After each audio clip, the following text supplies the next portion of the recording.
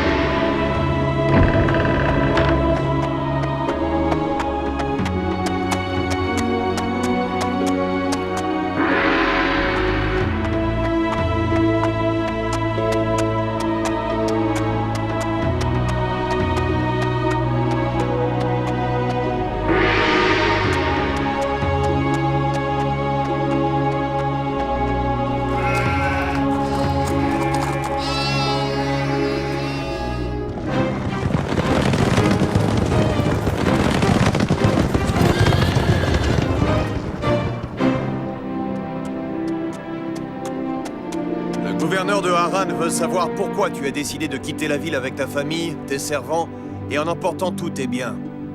Si une personne t'a offensé, le gouverneur te rendra justice en lui infligeant la punition qu'elle mérite. En tout cas, il te prie de ne pas partir.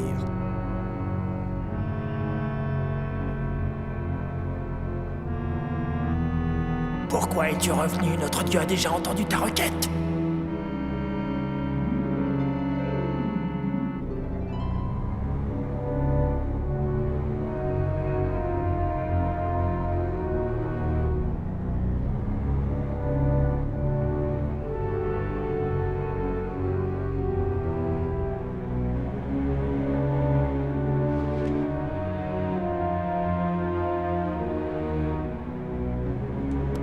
donc rien compris. Si aujourd'hui Abraham prend la fuite, c'est parce qu'il redoute le dieu de Haran. Il n'y a pas si longtemps, il amenait au temple de riches offrandes et réclamait sa bénédiction en versant des larmes. Et le voilà qu'il abandonnait l'offense, lui et toute la ville. Fais demi-tour, Abraham. C'est le dieu de Haran qui te l'ordonne. Sa colère sera terrible si tu oses lui désobéir. Le dieu de Haran n'a jamais fait peur à personne. C'est une simple statue de pierre. Tout le monde sait ça. Tu as entendu comme moi, il blasphème. Lieutenant, veux-tu, je te prie, transmettre ce message au gouverneur? Je me rends dans le pays de Canaan pour faire du commerce. Je n'ai rien contre lui ni contre sa ville. Et peut-être un jour, je reviendrai. Merci de remettre ce présent à l'honorable gouverneur de la part de ma famille et de moi-même. Je suis sûr qu'il appréciera. Oui, je pense qu'il appréciera ton geste. Tu peux partir maintenant, Abraham. Et si un jour tu souhaites revenir dans la ville de Haran, sache que tu seras le bienvenu. Honte à toi, le dieu de Haran te punira.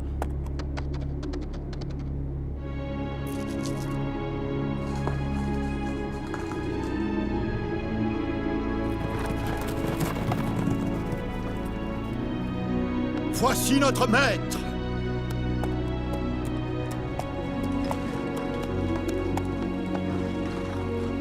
Le voyage va être très long. J'espère que tout se passera bien. Ne crains-tu pas que la colère du dieu de Haran s'abatte sur toi? Il s'agit d'un dieu en pierre. Tu entends en pierre? Tu peux me dire pourquoi je devrais en avoir peur, Sarai?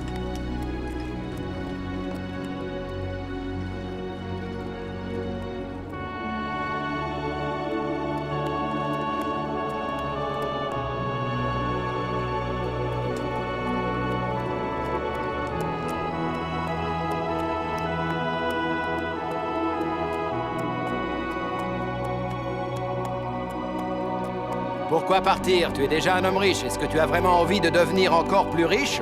Je cherche une richesse très particulière, Lot. Quand tu l'auras trouvée, tu voudras bien que je m'associe avec toi? Oui, si tu le veux, tu pourras bénéficier de cette immense richesse. J'aimerais que tu m'en dises un peu plus sur ce dieu avec lequel tu parles la nuit. Qu'est-ce que tu veux savoir exactement? Eh bien, crois-tu qu'il tiendra sa promesse et qu'il me donnera un enfant?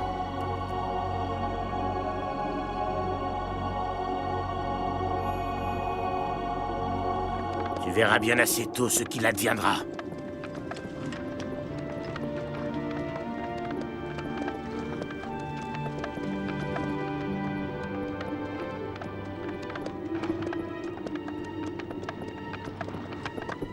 Tu as vu les nuages noirs qui se forment là-bas? Bien sûr que je les ai vus. C'est une tempête de sable qui est en train de se former. Oui, et on va être pris dedans.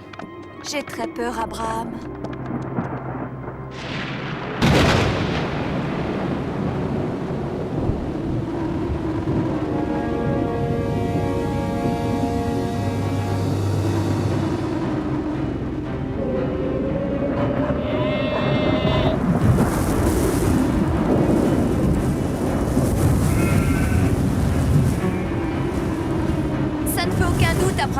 C'est le dieu de pierre qui nous punit. Nous ne pouvons pas lui échapper. Je t'en prie, rentrons à Haran et sa colère s'apaisera. Jamais je ne pourrais croire qu'une statue de marbre puisse faire souffler le vent. Je t'en supplie, Abraham, faisons demi-tour.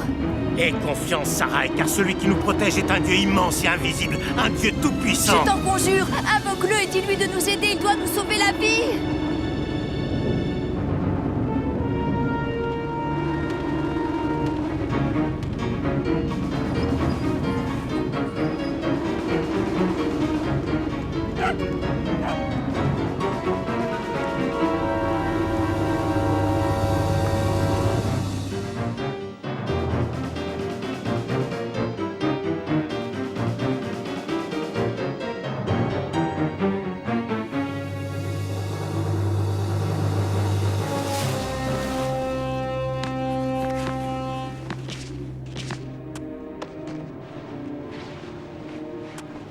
Allez!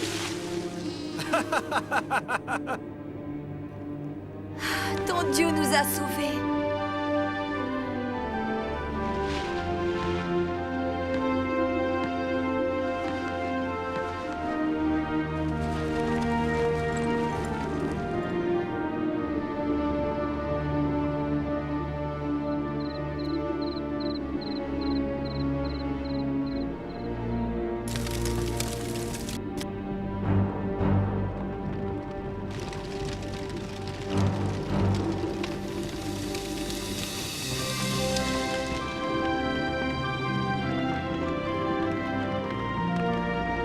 On va s'installer ici, Abraham? Le pays de Canaan est beau et luxuriant, mais le moment n'est pas encore venu de nous arrêter. C'est certainement la ville de Sichem. Nous reviendrons ici lorsque notre voyage sera terminé. Quand, Abraham? Quand Yahvé l'aura décidé.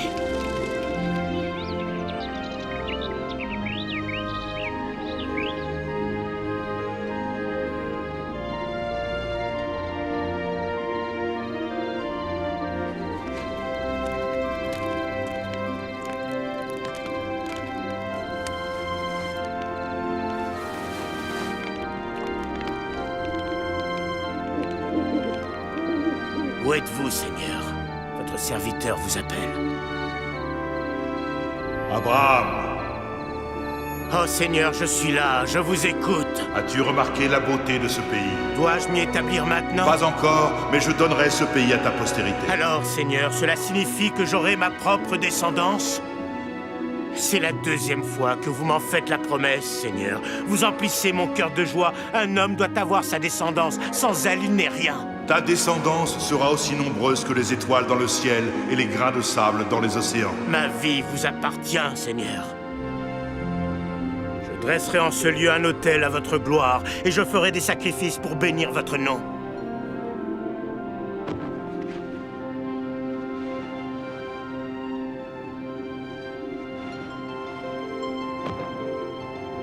La main de Dieu nous protège, nous pouvons partir.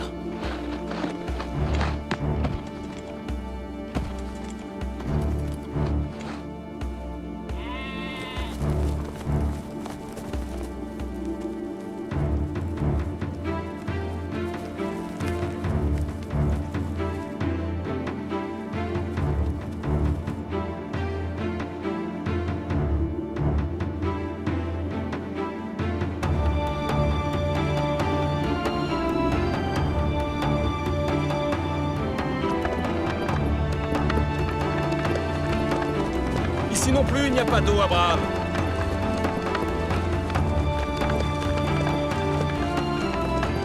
C'est le 8e puits à sec que nous rencontrons. On ne tiendra pas longtemps. Tu nous as dit que ton Dieu nous aiderait et nous protégerait. Sarah, il attend que tu lui prouves que tu as foi en lui. Nous devons tous prouver notre foi en Yahvé. Pour l'instant, nous n'avons rien d'autre à faire que de nous diriger vers le grand fleuve du Nil. Nous sommes sûrs que là-bas, nous trouverons de l'eau. Abraham, regardez, des maraudeurs. Ils tuent tout le monde, qu'est-ce qu'on fait? Ce ne sont pas nos affaires, il faut continuer. Nos hommes sont plus mal en point que nos bêtes, ils sont épuisés et ils ont soif. Ce qui se passe ici, nous n'y pouvons rien.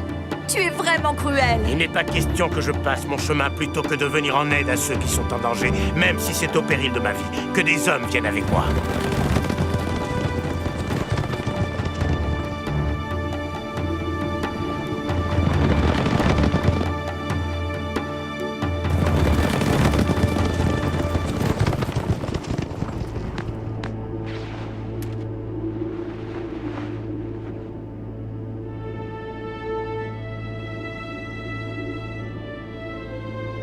Seigneur, la vie est un cadeau que les hommes reçoivent de vous. Qui a le droit de la prendre?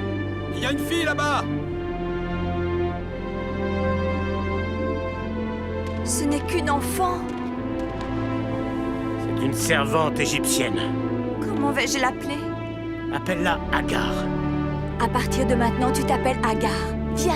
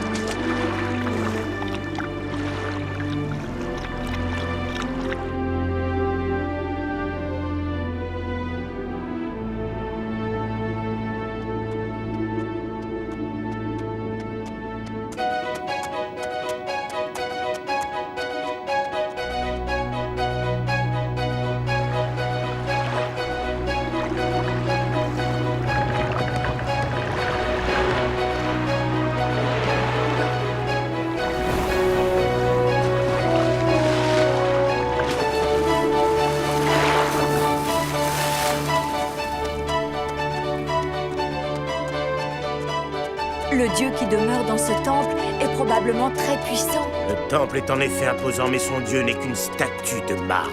Peut-être, mais demande-lui quand même de te donner des enfants.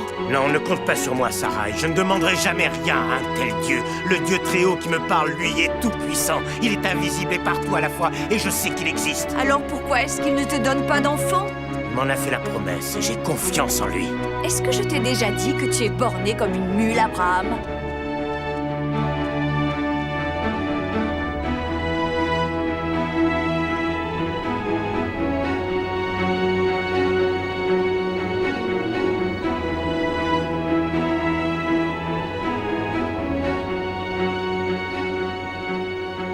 À l'autre extrémité de la ville, il y a un grand marché. Nous vendrons les marchandises, les tapis et les vivres. Le commerce est prospère ici.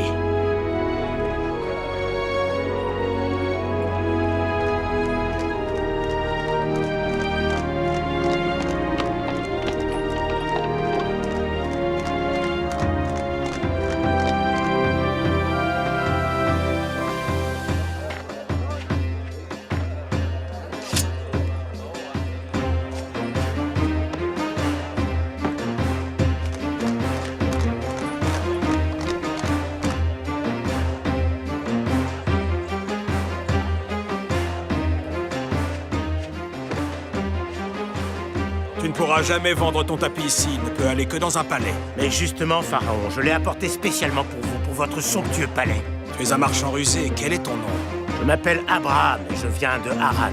Je veux acheter ton tapis, il est vraiment très beau.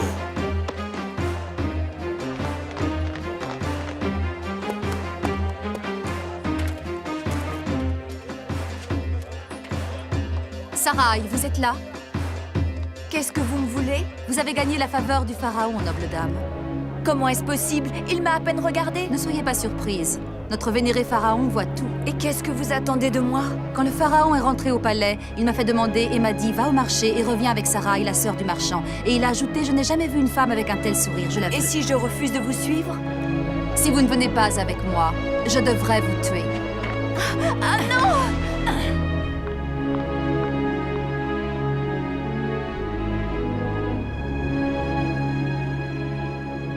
Allez dire à votre maître, le pharaon, que je viens reprendre ma sœur qu'il est venu chercher pendant mon absence. Ne vous inquiétez pas, il vous fera porter de nombreux cadeaux. Je ne veux pas de ces cadeaux. Dites-lui qu'elle ne peut pas rester avec lui, je tiens trop à elle. Vous serez payé généreusement en retour. Le pharaon sait faire preuve de reconnaissance. Je vous l'ai dit, je ne veux pas être payé. Vous recevrez bientôt votre dû.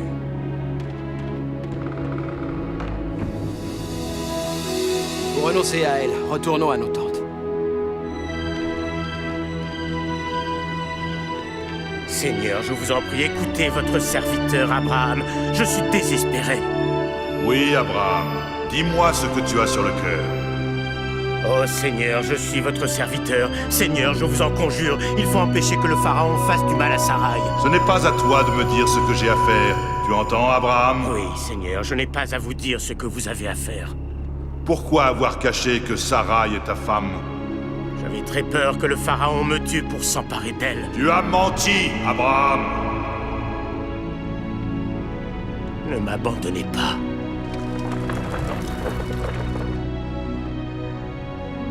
Sachez qu'Abraham n'est pas mon frère, il est mon époux.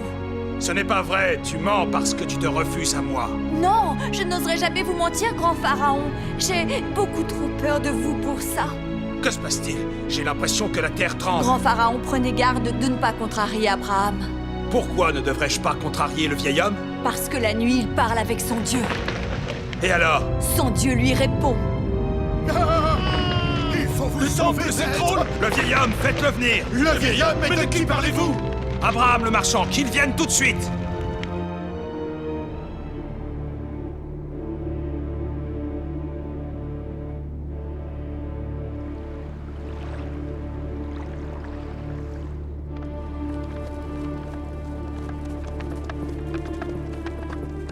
Ton Dieu est loyal envers toi, Abraham, et à partir d'aujourd'hui, c'est aussi le mien parce qu'il m'a sauvé.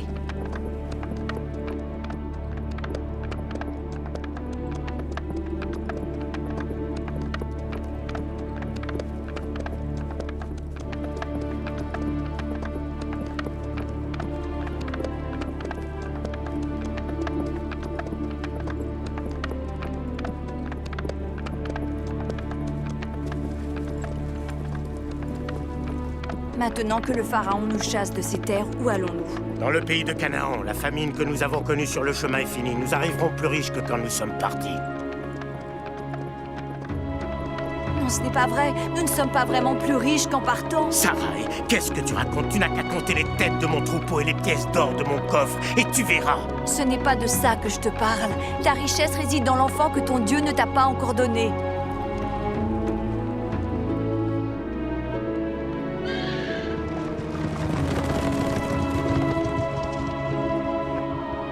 Quittez nos terres, Abraham. Et si vous voulez rester en vie, ne revenez jamais. Soyez rassurés, je n'ai pas l'intention de revenir ici.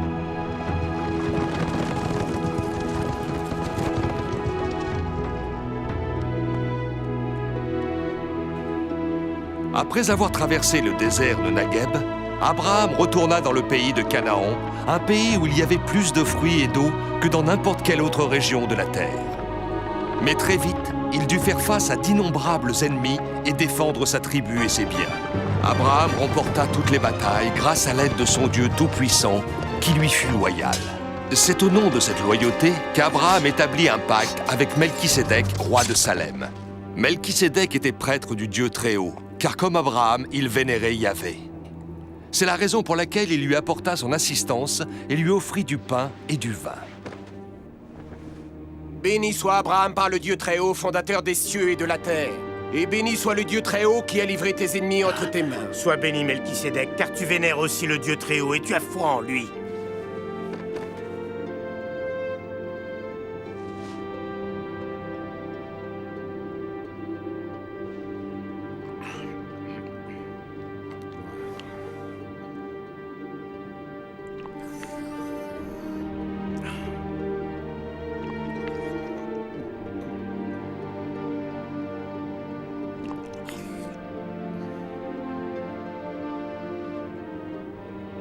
Les années passèrent et le Dieu Très-Haut continua à protéger son fidèle et dévoué serviteur Abraham. Quel âge a ta servante? Elle a 15 ans, Abraham. Elle est très belle, tu ne trouves pas? Je ne serais pas fâchée si tu usais de ton droit sur elle. Oui, je pourrais l'envisager, mais... Tu es un homme bon, Abraham. Nous avons quitté Haran il y a de nombreuses années. Oui, nous avons obéi à la volonté de Dieu. Ça fait si longtemps que nous espérons avoir un enfant. Si Dieu ne me permet pas d'enfanter, c'est peut-être un signe. Je te le redis, Abraham. Rejoins ma servante et elle te donnera peut-être un fils. Et Abraham obéit à la voix de Sarai. Sarai prit sa servante Agar, qui était égyptienne, et la donna pour femme à son mari 10 ans après qu'ils eurent commencé à demeurer au pays de Canaan. Agar donna un fils à Abraham, qu'il nomma Ismaël. Que le nom du Dieu Tout-Puissant soit béni et que sa main assiste toujours l'enfant qu'il m'a donné. Ismaël, son nom est Ismaël.